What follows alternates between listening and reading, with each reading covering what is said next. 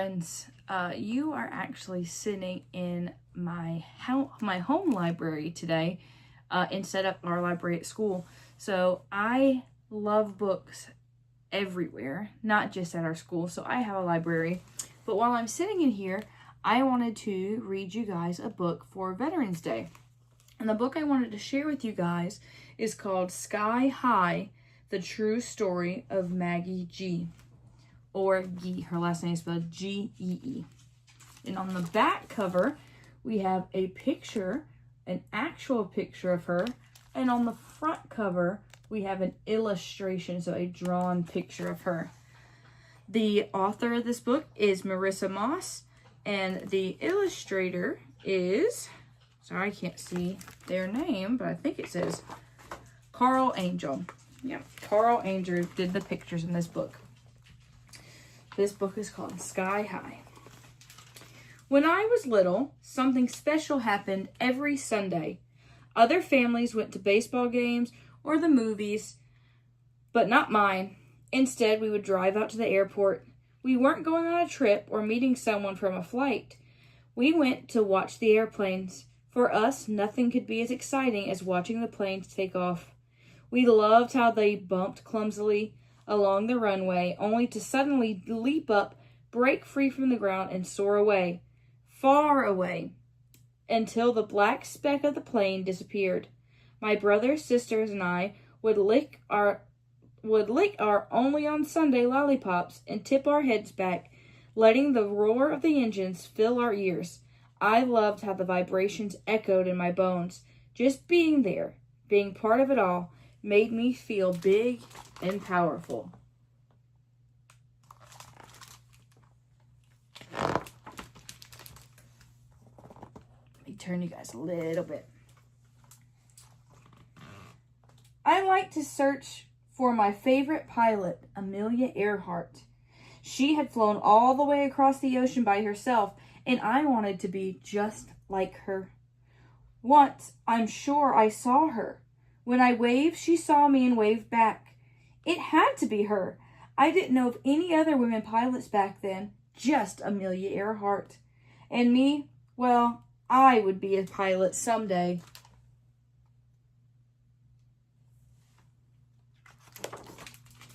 I told my brothers and sisters stories of how I would fly across the oceans, over deserts, and around the world.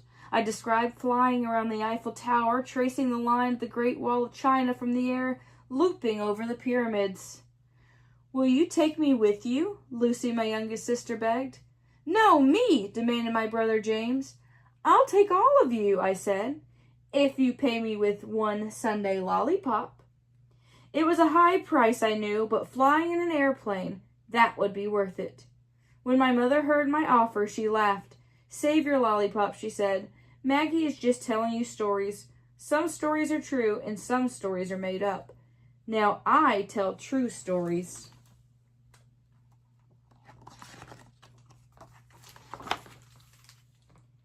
And then she would tell us about life in China, where she and my father had lived before they came to America.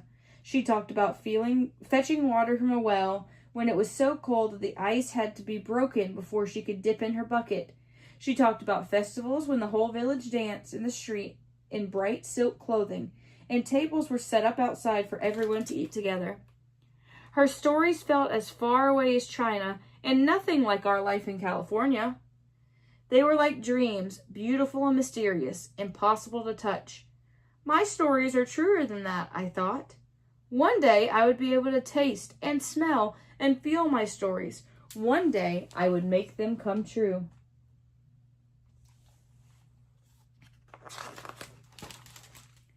When grandmother heard my stories, she said, I tell stories that are already true, not yet to be true. Sometimes she would tell us about China like my mother did, but mostly she told stories about the farm she and her grandfather had there. She told of the bad luck weather and shriveled crops and good luck weather and rich harvest. She told of plums as big as her fist and hail as big as our toes. These stories felt real to me, but they weren't mine.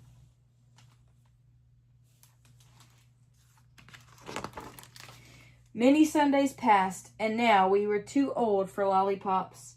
I didn't tell stories anymore, but I still dreamed of flying. How cool is that her shadow kind of looks like a plane? Until a nightmare happened.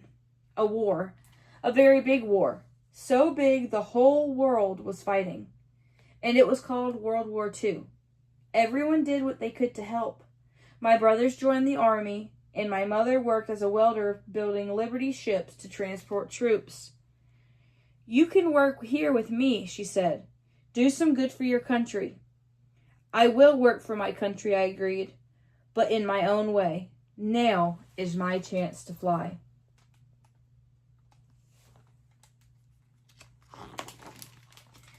I read about a group of women pilots called the WASP, or Women Air Force Service Pilots. They flew planes on training missions and ferried bombers to military air bases. I knew right away that I wanted to join them. I would be doing something important for the war, and I would be able to fly, if I could only earn my wings. First, I had to go to flight school to learn how to fly a plane. That summer, 2 girlfriends and I bought a car together. It didn't matter that none of us knew how to use it yet. I taught myself to drive on a long trip to flight school. There's all those girls on the way to flight school. The first time I got to fly alone, to solo, was just as I had imagined. The earth rolled beneath me, green and yellow and brown, and I was free in the clouds, as fields and barns rushed by underneath me. I thought of grandmother's stories of her farm. My grandparents had worked such land. Now here I was, high above, plowing the air.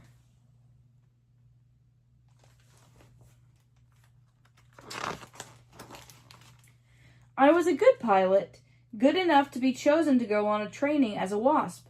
The girlfriends who had driven out with me weren't picked, but at least now they knew how to drive and could get themselves home. I stayed behind, eager to be up in the air as much as possible. WASP training was much tougher than flight school. We did the same intense work as male pilots had to do. I learned to parachute and make emergency landings. I learned to loop the loop and fly over cows' heads, surprising them. It was hard and tiring and wonderful all at once.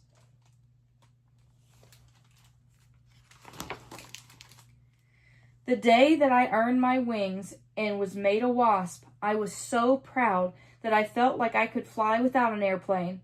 I sent my mother a postcard. All I wrote was, "Some stories are true, some are not. This is my true story." My family's stories flew with me, but now I was living out my own true stories. Some missions were fun, like flying in formation with other WASP, waiting for the male fighter pilots to attack us. They were also in training and didn't attack our planes, just the banners behind us. But they used live ammunition, even for practice. For me, it was like playing tag in the air.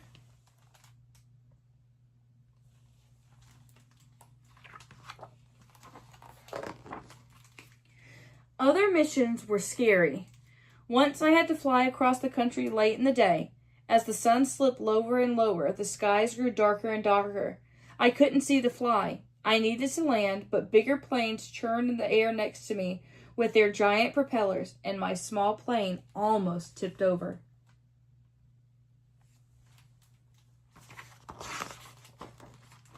I landed all right, but I did bump into another plane on the runway. The other pilot and I both stepped out on shaky legs to see if the planes were okay. When the pilot saw me, he tensed up and stared hard. There were plenty of other WASPs, so I knew that he wasn't surprised to see a woman climb from the cockpit, but he must have been startled to see an Asian face. I could tell he was mistaking me for an enemy pilot, a Japanese kamikaze, or a spy. I had heard it all before, but this time I didn't get angry. Instead, I smiled and said a big hello. "You're American?" he asked nervously. "Born and bred," I answered, and offered my hand to shake. "Well, don't that beat all," he said. "Never thought I'd see the day." I felt like an exhibit at the country fair, a 2-headed cow, the amazing Chinese-American WASP. But only for a minute. I got back in my plane and once more was a pilot, plain and simple. I felt big and strong again, and no one could take that feeling away.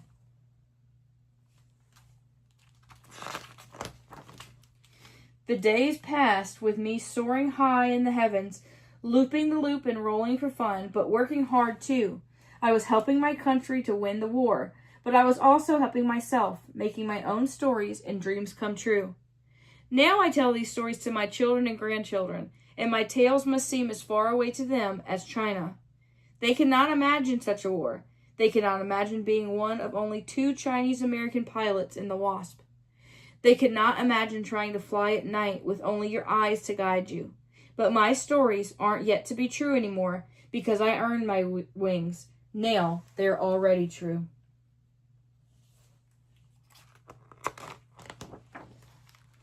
And then in the back of our book, we have some more pictures from real life. Real life Maggie G. Here are some more pictures of her. So she is just one of the many veterans that we can celebrate on Veterans Day. And I would encourage you guys to do a little more research throughout the day and throughout the week to find out more about the WASP, the women who piloted in World War I, and just more about Veterans Day in general. All right, guys, have fun and enjoy your research.